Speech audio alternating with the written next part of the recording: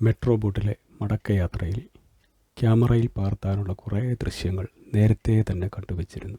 പക്ഷേ കാലം തെറ്റിയെത്തിയ ആ കനത്ത മഴ എല്ലാ കണക്കുകൂട്ടലുകളെയും തെറ്റിച്ചു. ഇടതടവില്ലാതെ മഴത്തുള്ളികൾ പതിക്കുന്ന ആ മെട്രോ ജനാലകളിൽ മൊബൈൽ ചേർത്ത് വെച്ചൊന്ന് ശ്രമിച്ചു നോക്കിയെങ്കിലും കാഴ്ചകൾ ഒട്ടും വ്യക്തമാകുന്നില്ല. ഒട്ടു നിരാശയോടെ സീറ്റിലേക്ക് മടങ്ങി.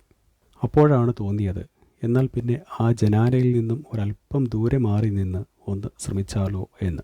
അങ്ങനെ പകർത്തിയ ആ വീഡിയോ ആണ് ഇപ്പോൾ നമ്മൾ കണ്ടുകൊണ്ടിരിക്കുന്നത്. ഒന്ന് സൂക്ഷിച്ചു നോക്കിക്കേ, അതിസുന്ദരമല്ലേ ഈ മഴക്കാഴ്ചകൾ?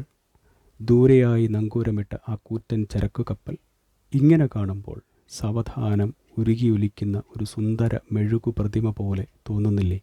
ഇനി ജനാലച്ചില്ലുകളിൽ പതിക്കുന്ന ആ മഴത്തുള്ളികളെ നോക്കൂ.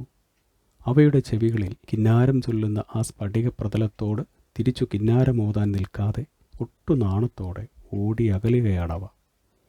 ഒന്നുകൂടി നോക്കിയാൽ ആ മഴച്ചാറലുകൾക്കിടയിൽ നിങ്ങൾക്ക് ചെറുവള്ളങ്ങളെ കാണാം. പിന്നെ കുട്ടവഞ്ചിയിൽ തുഴഞ്ഞ് മീൻ പിടിക്കുന്ന ആ സാഹസികരെ കാണാം. പിന്നെയോ മഴ കനക്കും മുൻപേ കൂടണയാൻ തിരക്കിട്ട് പറക്കുന്ന ആ കടൽ കാക്കകളെയും കാണാം. ഒന്ന് ഓർത്തു നോക്കൂ, പറയാതെ എത്തിയ ആ മഴയെയും ശപിച്ച് നമ്മൾ ആ സീറ്റുകളിൽ തന്നെ ഇരുന്നിരുന്നുവെങ്കിൽ ഇതെല്ലാം നമുക്ക് നഷ്ടമാവുമായിരുന്നു. അതല്ല എങ്കിൽ ആ മഴയ്ക്ക് പിന്നിൽ ഇത്രയൊക്കെ നല്ല കാഴ്ചകൾ ഒളിഞ്ഞിരിക്കുന്നുവെന്ന് നമുക്ക് മനസ്സിലാകാതെ പോകുമായിരുന്നു. ശരിയല്ലേ? നമ്മുടെയൊക്കെ ജീവിതവും ഏതാണ്ട് ഇതേപോലെയൊക്കെ തന്നെയാണ്. ഒരുപാട് പ്ലാനുകളൊക്കെ മനസ്സിലുറപ്പിച്ച് നമ്മൾ തയ്യാറെടുക്കുമ്പോഴേക്കും അപ്രതീക്ഷിതമായിട്ടാവും മഴ പോലെ ആ വിധിയുടെ വരവ്. ഒരു വേള പകച്ചു പോകും നമ്മൾ, പഴിച്ചു പോകും നമ്മൾ ആ വിധിയെ. ദുഃഖത്തോടെ, അതിലേറെ നിരാശയോടെ അവിടെ അങ്ങനെ തലയ്ക്ക് കയ്യും കൊടുത്ത് ഇരുന്നു പോകും നമ്മൾ, അല്ലേ? പക്ഷേ ഓടി രക്ഷപ്പെടാൻ മാർഗങ്ങളൊന്നുമില്ലാത്തതിനാൽ നമ്മുടെ ആ മെട്രോ ബോട്ട് പോലെ നമ്മൾ തീർത്തും നിസ്സഹായരാകും.